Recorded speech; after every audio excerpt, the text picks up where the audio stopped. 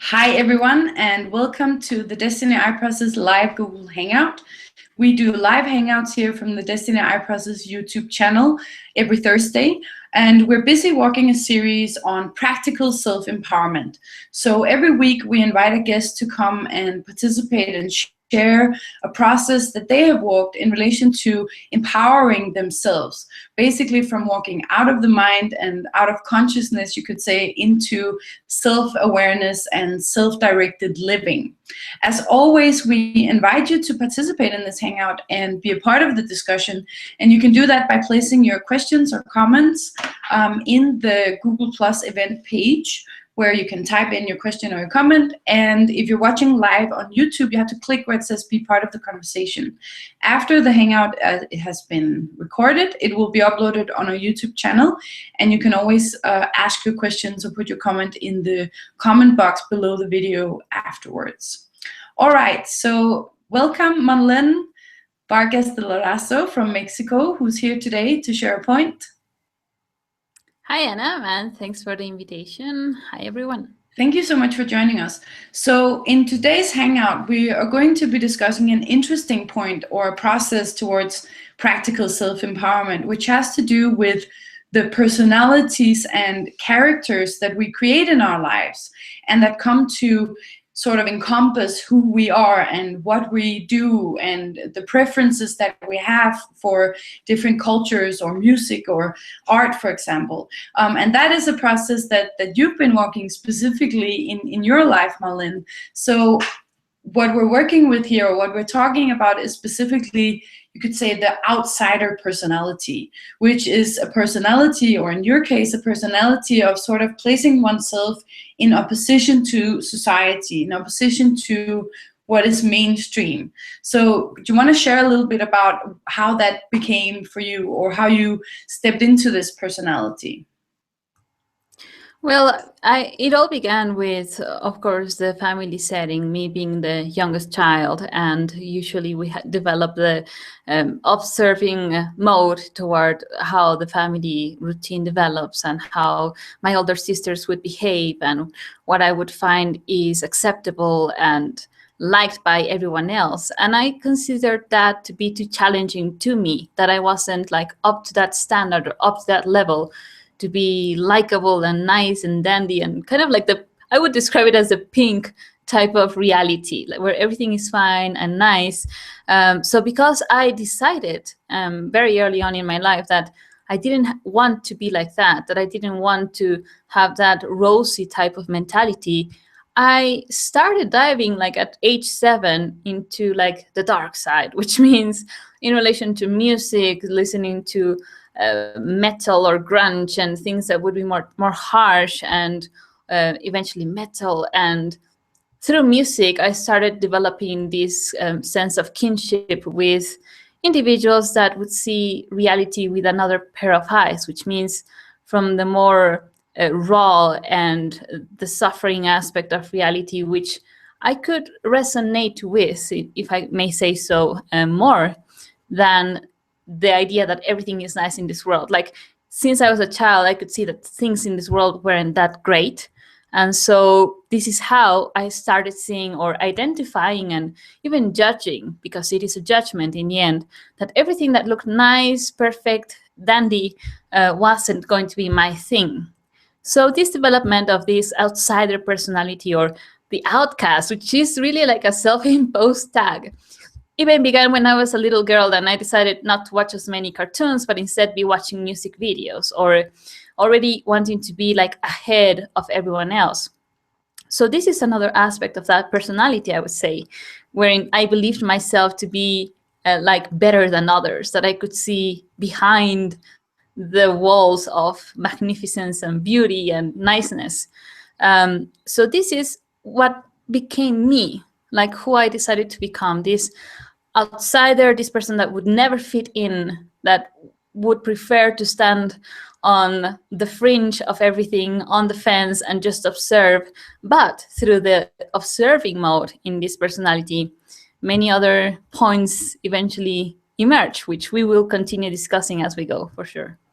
So what other internal and external characteristics did you develop as you continue to identify yourself as an outcast? Or you've also mentioned the point of being a wallflower, which may be like a little bit of a different perspective of it, but kind of the same, of standing in the corner as a kind of a judgmental observer. Absolutely, that was me. And this is from the starting point of me perceiving myself as more intelligent, more aware than everyone else, which is something that, I mean, as we walk this process, we realize that we all have this kind of sense that, oh, I know better than everyone else, and I know what kind of game everyone else is playing in reality. And I would apply it to teachers and friends at school. So this was like me wanting to hold on to a certain point of specialness, like I can see beyond the veil in a way. But through that, I just became a personality, in essence, that would hold on to everything that would sound antagonistic, rebellious, anti-system, eccentric, meaning outside of the center, outside of the normal and acceptable, which led me, in essence, as I went growing up, to push many boundaries within myself, and moral in terms of what is usual in my family, for example, or in my society, the way that I would dress, of course. In teenage years, it was like the common thing, being like a goth type of person, and all of these things that were linked to a particular mindset, which is everyone else is fucked. Everyone else is just too in their little bubbles. I know better. I can see the suffering. I can see the problems in this world, and I cannot do anything about it. So what do? I just stand outside with similar people, a very few of them, that I could relate to in this similar mindset, which is, you were mentioning what is the internal, being depressive, having some kind of resentment towards society, toward the system, having this very ingrained, yet I would say passive anger all the time. Also developing a sense of judgment toward anyone that would present them happy, individual, like, they're doing it because they just want to be superior or be popular. I'm never going to fit that, so I go to the opposite. So I simply became like the other side of the coin. I never realized that it was the same coin. I was playing just the other role in which our entire system is founded on. I mean, anything anti-system can only exist by antagonizing it, which means that as you antagonize it, you are confirming it. There is no solution in that. It is just another character and role playing, in essence. So the external became then, I would try and appear sometimes even more manly, for example, when I was younger, because I thought that being too feminine was a weakness. So I went through that phase as well. Then to just, okay, if everyone is wearing pink, then I will wear only black and paint my face with really like black eyeliner and goth-like, things that in my reality weren't as common. So it became a point of specialness, like, this is cool. I don't have to fit in there. I can be the outsider and have my own niche, so to speak, which is just the character and personality that I developed up to the point when I started this process, in essence. It's quite interesting how there's also this, because I've been a part of a similar subculture, and it's interesting how there is this romantic, it's actually, as negative as it is, it also has like a very romantic side, this sort of being soothed by suffering, or really like immersing oneself in that whole suffering. It's quite interesting, looking at the point of how it's like the idea is that I'm responding to unacceptable negative things that I see in my world, and my response to that is like being demonstrative and showing everyone that they're wrong. But then in that, inside oneself, like you said, in relation to specialness, there's this like it feels good, it feels good to be angry all the time, which is, of course, it's not real, but that's like, could say another layer or another dimension of it, where it becomes like this entire, especially if you start bonding with other people that have gone into the same personality. Is that something that you can relate to as well?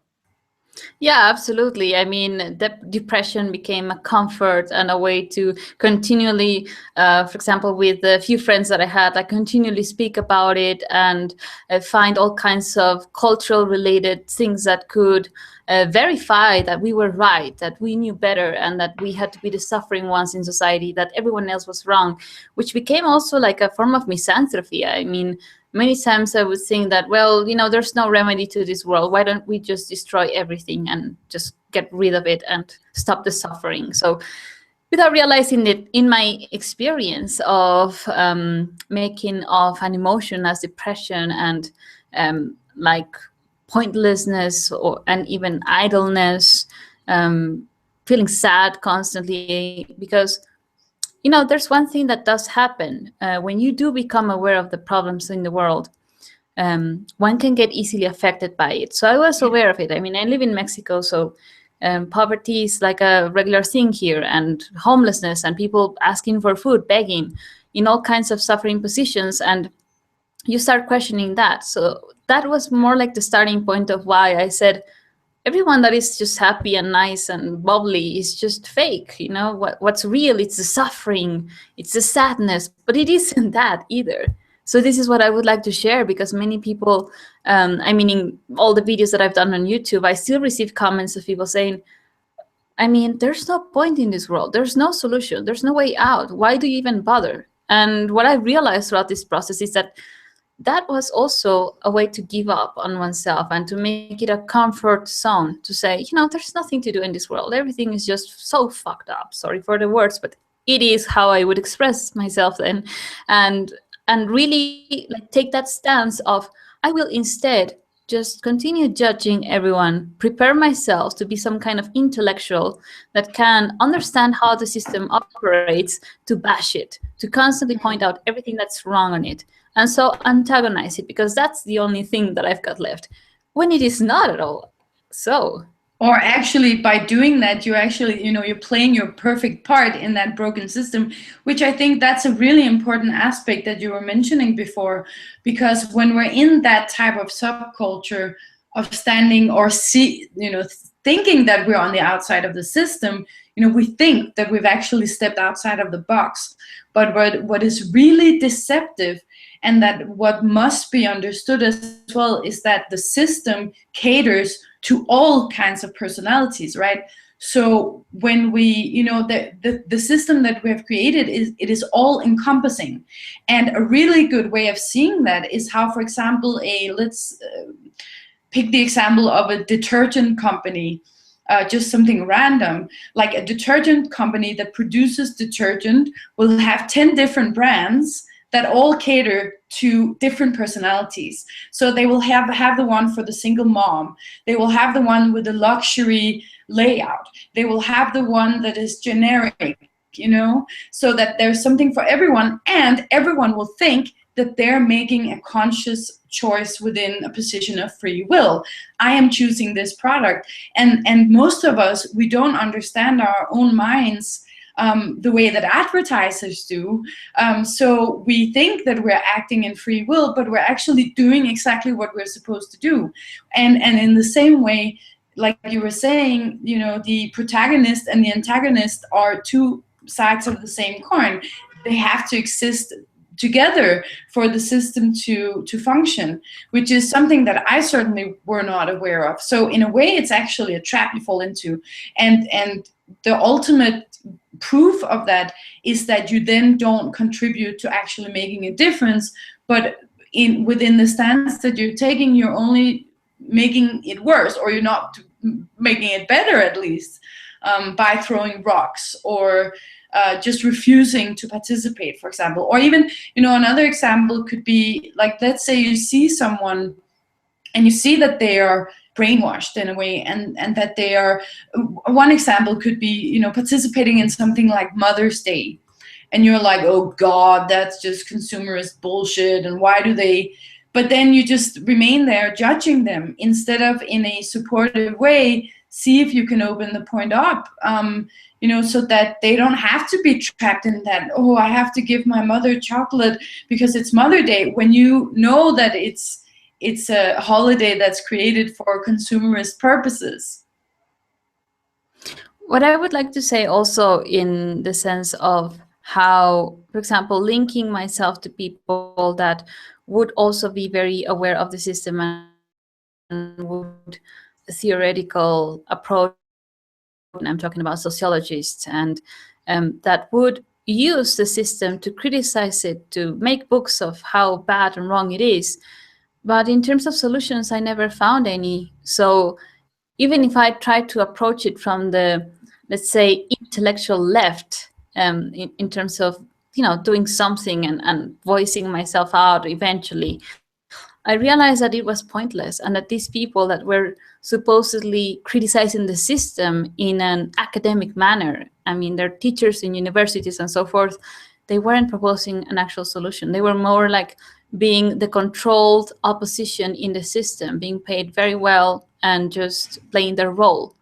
But I saw no solution out of it, and not in the sense of themselves as individuals living such change, which also led me down the road of being disillusioned with what I considered was the left, or the opposition, or the revolution, the revolutionary people, so to speak. So I also went through various aspects of realizing that what I was aiming at doing was leading me nowhere. And it also happened with art, for example. I used art as a form of saying, well, I'm a very sensitive person. I see the world different. There's no place for me in the bad, evil world. I don't want to do anything with the system. I just want to resort in my own little bubble of comfort, which is, I like drawing, I like painting, I like music, I like the kind of people that like that. So let's take art school. So I did walk through my entire career in art school, which was a very interesting process, because I started this Desteni process after 1 year of being in art school, and even having had that experience of seeing the glimpse of what I could be if I continued being like diligent with being a photographer, for example, and went to an exhibition, an international one, and had that idea of, oh, this is what could be my life, like traveling around, exhibiting photos, and feeling sorry about the world. But I felt so fake doing that, that led me to another depression. Like, this is not what I really want to do. There's still something I need to get to in this world, because not even by trying to show something with pictures, or trying to, change others' lives through art is going to do like a tangible change. So I was very much thirsty at the same time that I was the outsider and the observer, and continuing to kind of educate myself on the system, the problems. I was also like thirsty for actual solutions. I was kind of getting tired of my own bullshit, which led me to a breaking point eventually. When you start smoking weed, or when you start taking more alcohol, or when you start having relationships with people that are not supportive and that are only leading you to the same circles, it becomes like going down the rabbit hole. And that's exactly where I was before finding Desteni, which I will forever and ever be grateful for.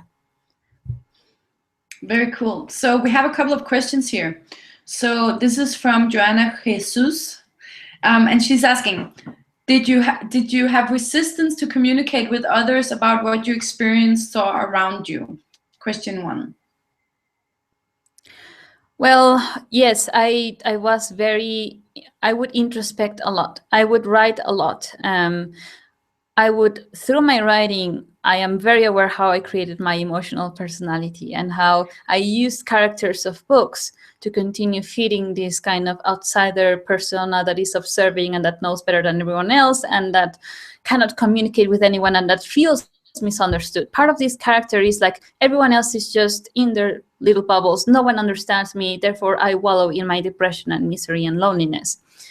That's what was me. So I definitely didn't share at all. I had very few friends, and the ones that I would eventually share with, it would lead nowhere, because it would be in the same mindset and not really looking forward or outside, because it becomes the the bond of the friendship as well, which is very fucked up in the end. Yes, absolutely. So that is, yeah, I definitely would not communicate. I would write it and I would reread myself just to confirm my own mind wash. And then we have another question from Joanna, which also fits quite well with where we're going. And she's asking, how did you develop your communication with others, going from an observer to an active participant in society and helping others? And this, you could say, this is basically the essence of why we're doing this hangout, because it is that process of eventually empowering yourself. So do you want to take us back to then the point of where you found Desteni and how that made a difference for you in terms of stopping up and seeing what you were doing? Yeah, I mean, the most difficult thing that one faces when finding something like Desteni, which will shake every single foundation that you believe you have as a certainty in your life, is that you will have to question every single aspect of who you believe yourself to be. So the first 2 days, I went through a breakdown of saying, you know, every single detail that I had invested upon myself as this personality, the outsider, the intellectual, the leftist, I wanted to be politically incorrect person in all ways. It's just another role. It is fake. It is for my ego. I was actually wanting to be special and recognized through being an antagonistic or rebellious or whatever. So once that I walked through that, I started then, of course, continuing with understanding the material and the principles, which is, if you want change in this world, you have to begin with yourself. And that's where the tricky thing began, because my life was based on all of these little aspects that made that personality that I wanted to hold on to for a certain time. And it took a process to see that, well, I cannot do much alone and being just in my little room and creating my little things for same people that see the world the same way.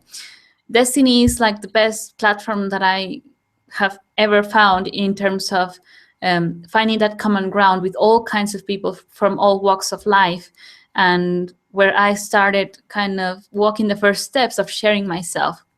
That was simply like a no-go from the get-go. I mean, to me, the idea of publishing a video on YouTube or having my writings published was a no. Everything that has to do with images, sure, but me, myself, sharing me, no way. So through walking that kind of resistances and those kind of fears, to eventually be, one fears to be judged, one fears to be exposed, or that kind of limitations that we have in our minds. You start learning that if others are doing it, I mean, others in Desteni at that time, so it's an example of them sharing themselves. So that was so cool to me that I said, wow, there's people around the world thinking or seeing the world in a similar way, and they don't even look like I do with this personality. So it was awesome that people from all walks of life, all countries, looking very different from all cultures, etc., started seeing the same way. And so from the personality that sought to be defined by a particular subculture, particular likes and preferences, I started kind of slowly but surely expanding myself onto seeing, well, they are also seeing the way as I do, and we are all seeking solutions, so we have to help each other. So that notion of we have to work together is what completely changed my mind frame, and that prompted me to then starting sharing myself, because they were doing it as well. And I saw that as the most effective way to also start, let's call it, pushing my own buttons to transcend my loneliness, my seclusion, and my being very private and very secretive with my life and whatever I thought. So through exposing it, one believes that one is losing something out of oneself. Very strange. But it is not. You start rather identifying the patterns, the personalities, and so seeing it for the fictions that they are. And so as we have been walking, I mean, this has been over 7.5 years for me now. Through learning from each other, one realizes, wow, we've all just separated ourselves in these little characters in society, antagonizing each other and playing the same game, which leads us nowhere in the end. So this has been the changing of my paradigm, wherein I realized that if I want to change the world, which had been like my thing throughout my life, I want to change the world. But how was I going to be doing that just by fighting against the system or antagonizing everyone or hating humanity? That's impossible. So I realized that I had to let go of that personality in order to say, okay, let's just focus on basics. How can we support each other? What can I do for others? I want to be part of this, so what can I do? And so walking the process is the best way, I would say, because then you start realizing that not only do you support yourself to transcend these personalities, but you can assist others to do the same. And that's so very empowering, and something that I recommend all of us to consider. All of us people that are very keen on observing the problems in the world and usually wallow in depression or seclude themselves in this idea that there's no one else out there that sees the world as I do. No, we are here, and I can tell you, I found a way in which I can also harness that ability to observe, to understand, but at the same time to support others to start seeing the reality as is and stop letting go of fears. And so, as Joanna was saying, in a way, supporting another, which I never considered doing. I mean, I wanted nothing to do with people. I wanted to be sitting behind a canvas in an isolated studio with my little realm of beauty and art, and that's it. And maybe traveling here and there. That was the ideal, which I had to also make a decision of letting it go, at least for this life or whatever, because I found that this is more important to be doing, supporting ourselves, supporting each other to change, to realize that change is something that we have to do, and that there is nothing more important than that in this. Wasn't it also quite a relief to finally be able to both be able to let go of this personality, but also to realize that it is just a personality? Like, have you even been able to have like a little laugh with yourself about it at times? Yeah, absolutely. I mean, whenever I go through drawers and find all the paraphernalia of this personality, it's quite funny, And merchandise. And also, yeah. I mean, it is. I mean, that's when I started like realizing, of course, I mean, I was spending a lot of money in everything that I was wearing and finding the particular look that could fit into that mind frame. And you start seeing how you identify with others in the street based on that same aspect, and it's all images, it's all pictures, it's all characters, but do we actually get to even communicate to those people? No, it becomes, as you were saying, buying merchandise and believing that this is who I am. So I mean, it's not that everything of that personality was wrong. The point of being an observer or being aware of the problems and focusing on that, that's a cool thing, but I was really not directing it to a solution. I was mostly going through I understand it, and from a point of supremacy, I can bash it. I can call out politicians for the garbage that they are, and people, always like reactive and antagonistic, and nothing works, so I'm the only one that's fine, which is very egotistical. It's very selfish. So how did you? Sorry, go ahead. Yeah, so one has to let go of that type of stance toward others and rather focus on oneself first. That's very important. So how did you start taking this, you could call it a weakness that was basically affecting, your effectiveness in your life and in world? How did you take that and then start transforming it into a strength? Yeah, for example, a weakness was, I mean, even being seen. I would use my hair as a way to kind of hide my face. So part of why I don't have hair right now is still a process of, okay, I don't have anything to hide me with. But it was with things as simple as that, of not wanting to be seen, of even like the way that I would express myself was more like, I don't want to be on the spotlight.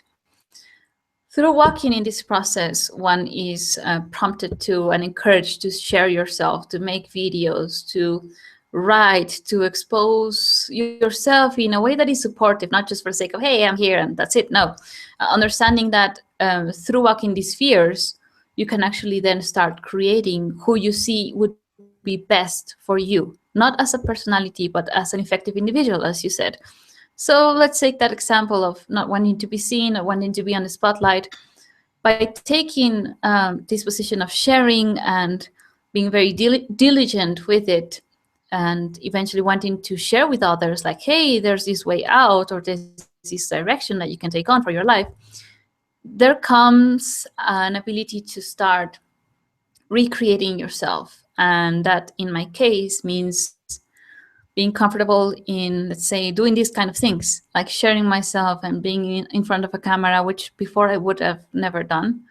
And things that are as simple as that, and also taking like any direction in any project or any leadership position. To me, that was like, only the ones that are in the bubble of everything is fine take such positions. I will always be in the background. I don't want to ever take such position. And it's mostly fear. It's actually fear what most of the times prevents us from realizing that we do have that potential if we let go of the personality, the definition, the fears, the judgments that we create upon certain positions or certain jobs or certain actions that we can take on in this world to actually support ourselves and others.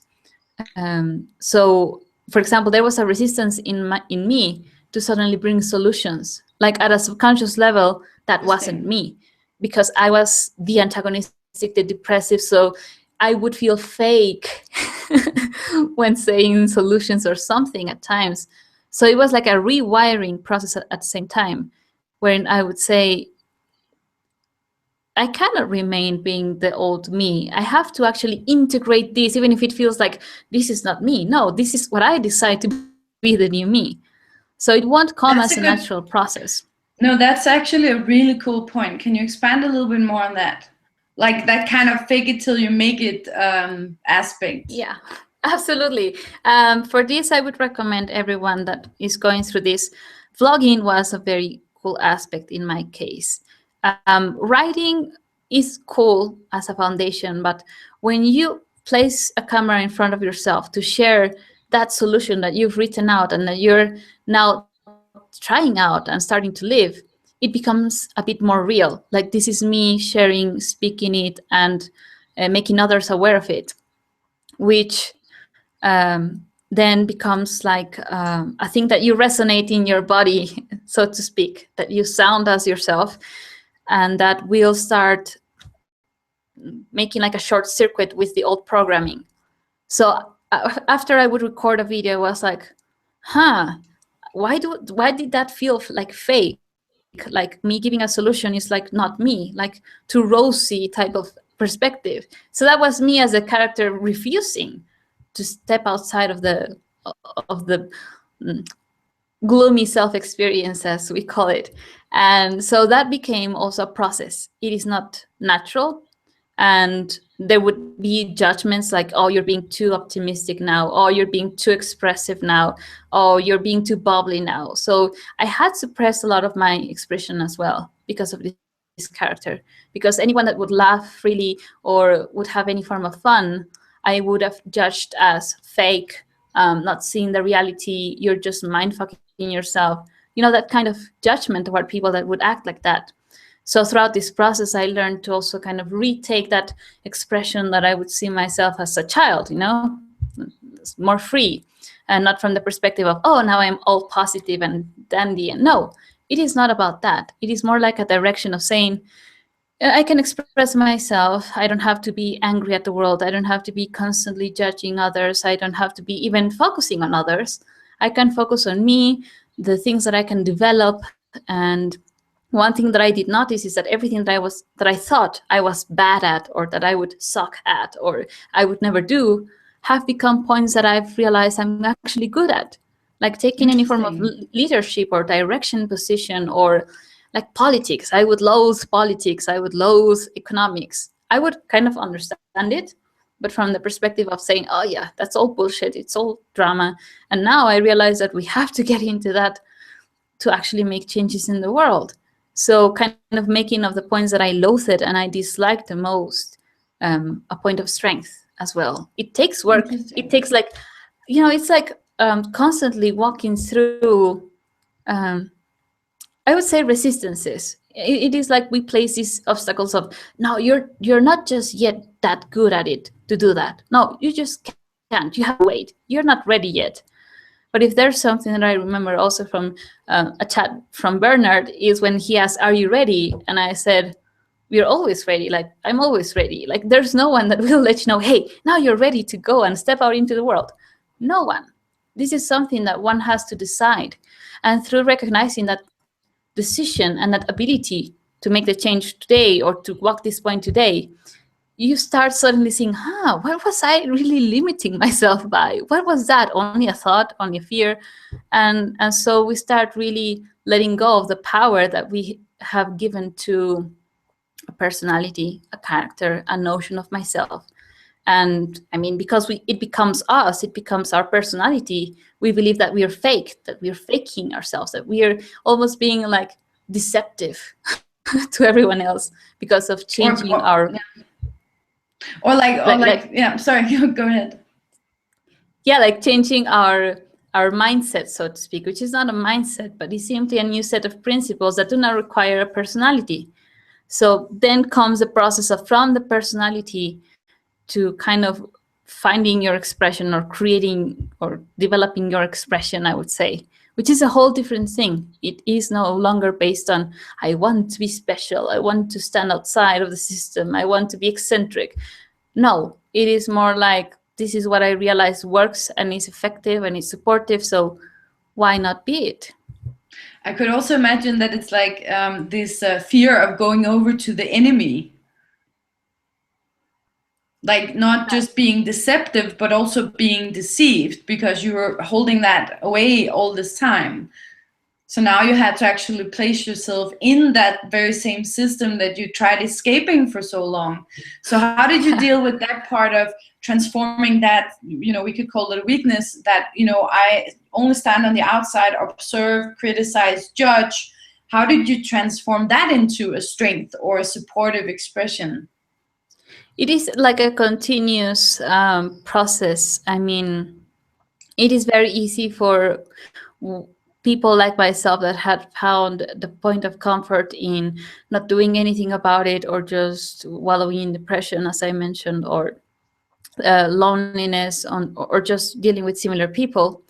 It does take that continuous decision. I would say it is living a decision to say, I'm no longer going to the old road or the path that I've walked, that I know where it leads me. I no longer see any benefit on that. So it's like a constant reminding process as one goes integrating this new perspective, this new set of principles, to really remind ourselves that that thing or that personality that I was then is no longer what I see supportive. Who knows where I would have led myself if I had continued that life. Most likely not a good place because of the reasons that I mentioned. When you stand in this constant, not only judgment toward the world, but a form of experience of failure about life, about humanity, it really takes you to dark places and to hitting rock bottom. So I would go many times, even if I was like very diligent in kind of doing my process and writing all of these, there would still be moments of, what's the point in this? You're not going to do anything. You're just one little thing. I mean, just let it go. Just go back to your old places. So, I mean, I remember these years and I was living alone. So that was kind of like a rough time. But it was necessary at the same time to kind of then test out, okay, who's going to be leading me? Is it going to be the past as the memories or the perceived comfort in depression or else? Or am I going to make a continuous decision and, as you were saying, kind of fake it till you make it until you start actually living more the solution and say, yeah, this is what makes sense. Why would I go back to that? Doesn't make any sense. But there is a process, and that's I guess that a very important thing for anyone walking their process, that it's not like change will happen in one go. And even if I would speak the solution in one video, in my life, I would still be kind of constantly going through this process that I just described, like kind of reminding myself every time, no, there's no point in going back. There's no point in thinking that old way. this is what I want to do now. This is the benefit, and seeing the bigger picture. It's not only for me as an individual, as a persona. It is about life. It is about everyone. It is about humanity. And yeah. Sorry. So what do you do now that instead of seeing, because you still see, it's not like you now see that the world is this wonderful place and everything has a meaning, right? That would be a whole different personality. So you still see that there are unacceptable things happening in the world. But now, instead of judging it, what do you do? Because I could imagine that some people who would be in this, you could say, sort of pessimistic starting point would say that, oh, but if you don't take that position, it means that you then accept all the suffering and all the madness that is in the world. So can you share like a little bit about how you then, what you do instead, when you see what is unacceptable? Like what approach? Yeah, a very important. Yeah. Go ahead. A very important aspect is that in our minds, we tend to be very polarized. It's either black or white. So, oh, if you're not against the system, then you must be with it. You must be married with it and you must be loving it. No, it's not like that. Within this process, you actually develop not only critical thinking skills, but common sense, which means always kind of running this equation. When you see any problem, you no longer see it as, oh, it's that politician's fault that he's a corrupted individual. No, you start integrating like the bigger picture in any problem. So it is not only the person that you see in the street begging for food that makes you sad, but it is saying, okay, my emotions won't do anything about this. My anger towards the system won't do anything about this. This person is poor because there hasn't been effective support provided to every one of us as a human right. So this is an outflow of a problem that has existed because we haven't taken place in the system to provide us, for example, everyone a living income, which is what we are also promoting as a solution. So instead of going through the mind frame of, oh, fuck the system, they don't give to the poor and let's fight for the poor, rather say, okay, I see the problem. What kind of solutions can I develop? What kind of solutions can we promote that will be a consistent and more of a change in the system type of solution instead of band-aid solutions at the same time? And so instead of becoming emotional about it, which I would do, I mean, every time I would see someone, I would say, I'm too like sensitive and I feel for the worker, and I would place myself in his shoes and imagine what his life would be like and suffering and become depressed myself. And that would lead me nowhere, because I would just feel bad about it.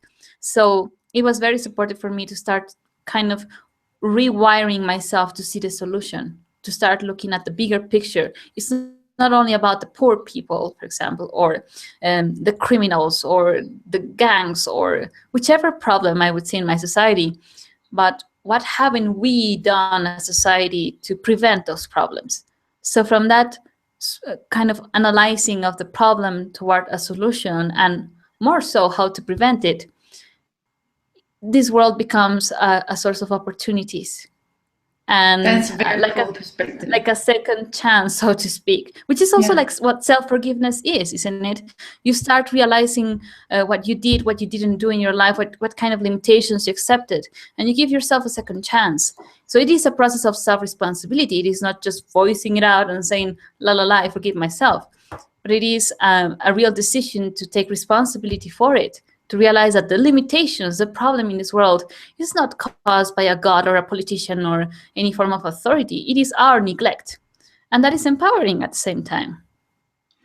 So here, as the last question, what tips or suggestions would you give for anyone who is sitting out there and maybe resonating with your words and have the same experiences that you had back then, that there's nothing we can do to change the world, and it's all just a big mess, and the politicians are corrupt, and everything is just wrong? And what would you suggest for anyone who's have that experience right now? Where can they start in terms of, not, of course, they cannot walk the same process that you've walked because that's your process, but we can always learn from each other. So what are some of the points that you would like to share that another may take with them in their process? First of all, that if you are, as I define myself, an outcast or an eccentric or a person that would not like to fit in, to realize that in this system that has become a trend, it has been now advertised by many companies as the new cool thing, which would make me laugh as I was also, growing up and seeing how everything operated. So if you really want to stand outside of the system, then you really have to start questioning every single personality and belief and even experience toward your life, toward the system, toward everything that you've believed to be wrong, and rather seeing, okay, where am I within this, and how can I really challenge myself to step outside even of this comfort zone as being outside of the system? How could I actually effect change? Because many of us would really like to be like having a better world to live in. So that's why we go into depression or into wallowing into loneliness and all of these things, because there's this actual yearning of having things work in this world. So instead of remaining in that solitude, I would rather challenge you to, we have this group that is called Desteni, where we support each other, and you're always welcome to come onto the forums and share your perspectives, and we can then, because we've walked that road, we can assist you with it. But there's many places and things that you can take on as a way to start opening up. Opening up is the first step, I would say, being willing to not remain secluded and thinking that there's no one else in the world that would understand you. We all have that kind of limitation in our minds as well, in this personality. So dare to open up yourself, dare to communicate with others, dare to share. And there's YouTube, there's forums, and we are here as well as Desteni. So that's something that I would suggest as well. And having the courage, it takes courage to let go of that superiority that is also implied in this kind of personality. Just as any other personality, really, it's no different. But there is a peculiarity in it that if we do see the problems, instead of becoming sad or depressed or lonely about it, rather realize, how can I be the change? So I can say that I am walking that process, and I'm standing as a point of reference for anyone that would like to contact me as well. I would be more than glad to do so, because it's very hard to find people that are solution mindset based, solution-based mindset, which we are as a group. So each of us have a different path, and we all can support each other. So just reach out to us. That's my suggestion. Great, thank you so much. And thank you so much for being here and sharing yourself, Malin. We have a comment from Joanna saying, amazing hangout, ladies. Thank you for sharing. Thank you for listening out there. And we have a comment from Ali Yahya, and he's saying, help me. Ali, I'm not sure what you are referring to, but we're about to finish the hangout, but in the YouTube description of the video that it will be uploaded onto the Desteni I Process channel, there will be links to the Desteni forums, as well as to our email address and to the Desteni I Process Lite course. So if this is something that you're struggling with, we suggest that you go there and expand on what it is that you want help with, because this is not really the forum to do that, and we're about to finish the hangout for today. So Malin, thank you so much for coming here and sharing. Awesome to hear your story. And everyone, please remember to subscribe and thumbs up this video if you like what you heard. And we will be back with another guest next week. Bye.